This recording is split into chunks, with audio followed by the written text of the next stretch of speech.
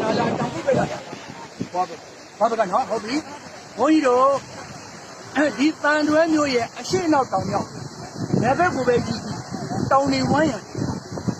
နော်တောင်နေဝမ်းရံနော်အိန္ဒိယနိုင်ငံမှာဗာရာဏသီကငါးစိတ်ကြုံမျိုးကတောင်ငါးလုံးပဲဝမ်းတယ်အိန္ဒိယနိုင်ငံကြီးငါးစိတ်ကြုံမျိုးတောင်ငါးလုံးပဲဝမ်းတယ်ဘုန်းတို့တန်တွဲကတောင်နေပတ်ချာလေဝမ်းရံဒွါရဝတီမှာဒွါရဆိုတာပါဠိစကားသူ့ကိုတကားလို့ခေါ်တယ်ဝင်ရထွက်ရတကားကိုဒွါရဝတီဆိုတာတိရှိရရတန်တွဲမျိုးဤအရှိနောက်တောင်မြောက်ဘယ်အရကပဲဝင်တောင်တီတကားသပွဲတိရှိတဲ့အတွက်ကြောင့်တောင်တကားမျိုးလို့ခေါ်တယ်တောင်တကားမျိုးနောက်ကိုဒွါရဝတီဆိုတာပါဠိလိုခေါ်တယ်ကဘာမှာတက်တန်းရှိတဲ့မျိုး၃မျိုးရှိတယ်ဘုန်းကြီးတို့ဆီးရီးယားနိုင်ငံမှာဒမတ်စကတ်မြို့အိန္ဒိယနိုင်ငံမှာဗာရာဏသီမြို့မြန်မာနိုင်ငံမှာတော့တန်တွဲမြို့တက်တန်းရှိကိုသားမဲ့တက်ကလေး4000မတိုင်ပြီး BC 6ဆိုတော့အလွန်တရာရှိကြလို့တချို့ကဒန္တာကြီးဆန်တယ်လို့အဲ့လိုပြောကြတယ်ဒန္တာကြီးဆန်တယ်ဆိုတာလည်းအလွန်ရှိကြတယ်ဒီတမိုင်းအခိုင်အမာနေလို့ဆိုရင် BC 3325မှာ AD 329တိရဘုန်းကြီးတို့ဒါညောက်လို့ဖြစ်တယ် AD 329ပါ830ရှိပြီးဝေတာလီကြောက်လေကဖြစ်ပါ AD 830မှာ1430ပြီး၄မျိုးဖြစ်ပါ1430မှာ1984ပြီးဘုန်းကြီးတို့မြောက်ဖြစ်ပါအဲဒီတော့ဘုန်းကြီးတို့ဒီမှာဝါဒဝတီနောက်တကမအောင်ကိုတော့မေဃဝတီရန်တဲ့ကိုတော့နာမဝတီဘိုးတို့ရခိုင်ပြည်မြောက်ပိုင်းအားလုံးကိုတော့ညဝတီတို့ဝတီလေးရဒါကတော့ဝါဒဝတီဆိုတာတောင်တကားမျိုးတန်တွဲမျိုးဤအရာလင်းမျက်နှာဘယ်ကပဲဝင်တောင်ကြားတွေကလာခဲ့ရတယ်မလားအေးဒီဘာကလာလဲတောင်ကြားတွေကလာခဲ့တောင်တီတကားသပွဲရှိတဲ့တဲ့ကြောင့်ဝါဒဝတီတော့မဟုတ်တောင်တကားမျိုးဝါဒဆိုတာတကားဝတီကရှိရရဟုတ်ပါလားမေးလို့ရပါတယ်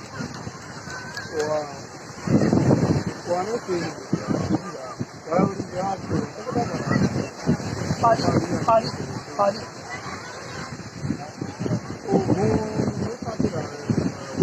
မော်မလေးရှိဟုတ်တယ်မော်မလေးဘာသာဝင်လို့ရှိတယ်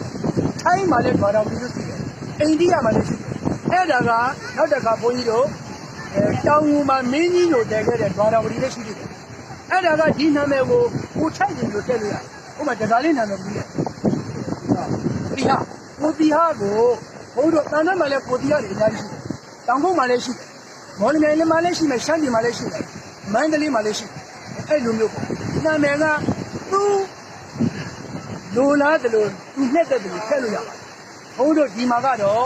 ဒီဒွါရဝတီကတော့အလွန်ရှိကြတဲ့ဒွါရဝတီအဲ့ဒါကိုတောင်ငူမင်းကြီးညိုကလေသူသဘောကျလို့တောင်ငူမှာလည်းဒွါရဝတီတို့တည်ခဲ့တာရှိတယ်သို့တော့သူကတက်တမရှိခဲ့ဘူးအားလီရောဟုတ်ဒါ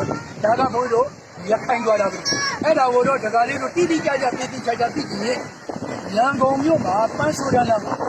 ဘုန်းကြီးတို့အမေအိမ်တို့အင်းဝါတို့စာပေလောကတို့စာပေနန်းတော်တို့နောက်တစ်ခါရွှေရကုန်းတောင်ဘက်မပိဋကဆိုင်နောက်တစ်ခါရွှေရကုန်းအရှေ့ဘက်မရှင်သိရဲ့လက်ရဘက်မှာမြကြံကုန်သာဥဆိုင်နောက်တစ်ခါကဘာအေးဖယားမှာကစောင်းထဲမှာပါရမီစာပေမှာ